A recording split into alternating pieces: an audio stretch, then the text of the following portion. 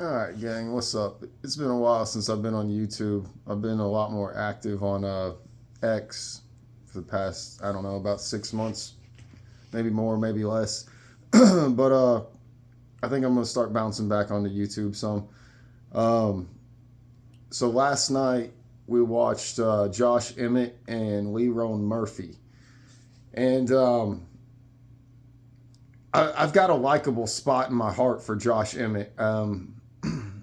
I think part of me just feels like a lot of people don't know his whole story, which I'm sure I don't know his whole story either because I don't know him in person. But his whole career story in the UFC and just the commitment he's had. And something else like last night when it's showing the tail of the tape, he's 40 years old. And that's not even been a storyline at all. And to put this into perspective, he's 40, John Jones is 37.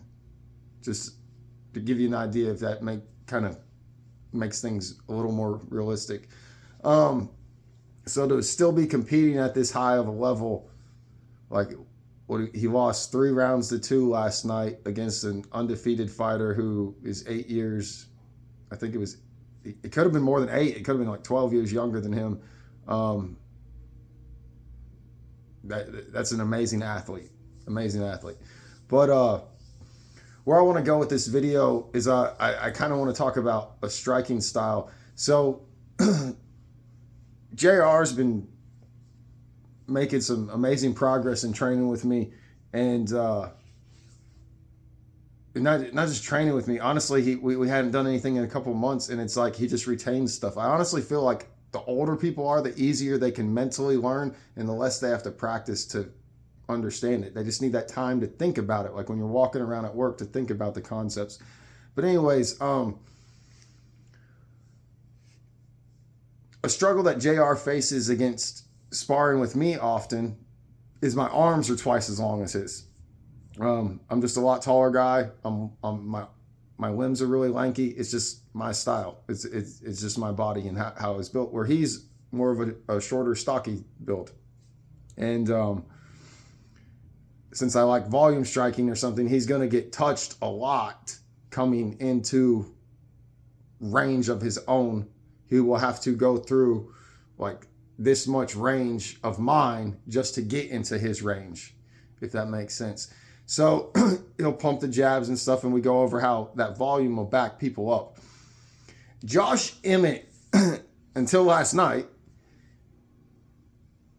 sort of portrays exactly what I do, a bit what I do and what I teach, or not what I personally do, but what I'm describing in this type of technique, and I'll teach it to people who are shorter range than me.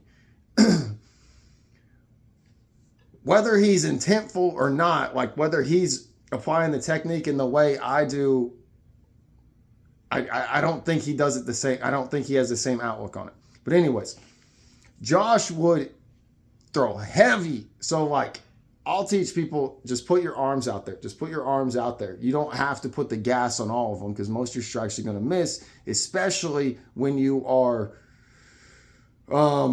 pursuing someone and they're backing away. You know what I mean? Or you're out of range and you're throwing it, hoping that strike is going to get in range. Like it's going to miss. So if you don't want to burn a bunch of energy just punching air. But Josh would do something. He'd be, I don't want to call it quite a bladed stance because he's not fully bladed, but he's not completely hip squared either. He's somewhere in the middle.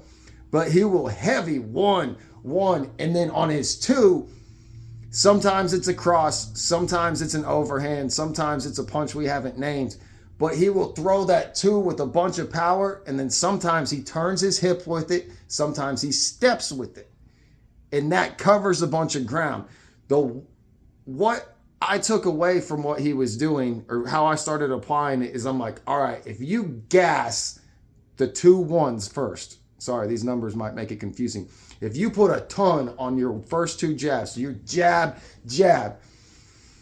there is a technique that me and Jordan used to work. We never really went deep in it. But where you throw your hand, you can make their head move the other way. So like, if I want my opponent's head going this way, like, and their vision is from your perspective right now, if I start putting the hand right here or here, they're going to move this way because it's the quickest way to safety. You know what I mean? So if you're wanting them to turn right, which is something Josh Emmett will do, and you put heavy on your ones from almost he's not fully bladed. That's what's so interesting about it to me. You put heavy on the ones, but you don't go completely bladed, and you start influencing them to the right, and then you turn your hip over or you step. That right hand, as long as you're using your vision, boy, you're probably going to connect with something. And I feel like that's sort of what happened with Bryce, except Josh doesn't use his eyes a lot in his vision. What I mean by that is if you go look at where he knocked Bryce out, he's actually looking at the ground, and Bryce's head, the connection is up over here, and Josh is looking at the ground. Josh goes to do the jab, Bryce steps in, so Josh just abandons the jab and throws the two, and Bryce sort of runs into it, and we all know how that ended. But if your vision is up and you're looking at your target, you put that one and that one, it's almost the same as a push. It's almost the same as shoving them, which is what I call create chaos, but you stay with them when you shove them. You don't plant your feet.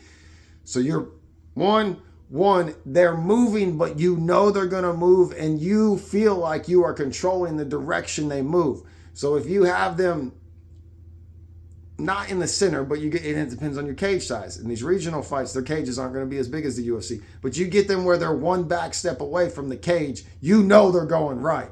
Like, they could duck and go the other way. There's a lot of they could shoot a takedown. There's a bunch of different things. But for the most part, you're assuming that they're going right.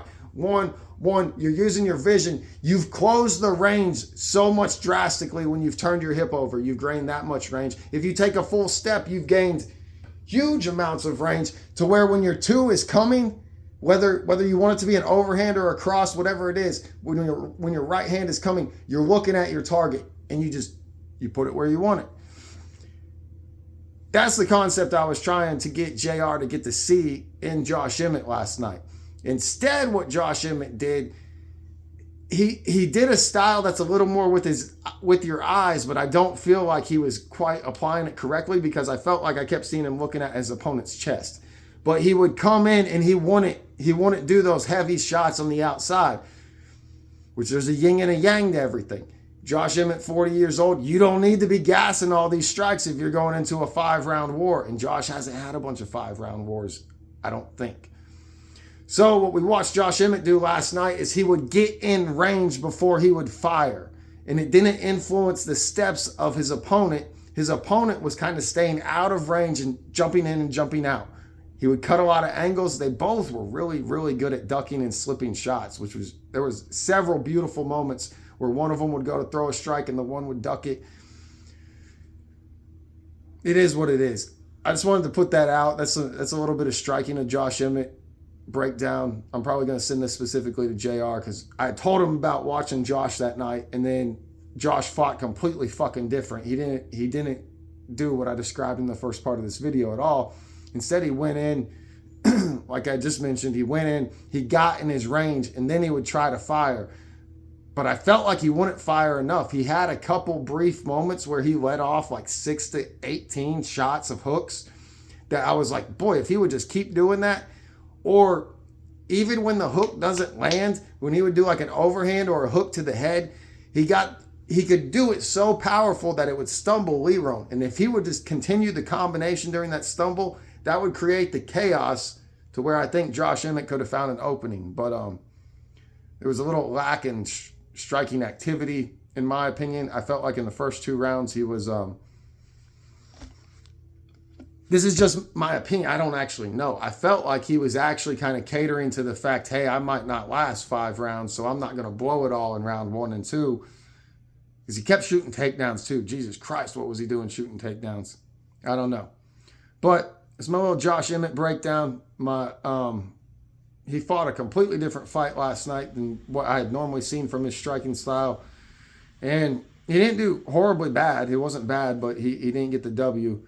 But I guess this was just a little breakdown on Josh Emmett striking. I'm going to end it here. Big time players make big time plays. We do big things every round, baby. Y'all have a good one.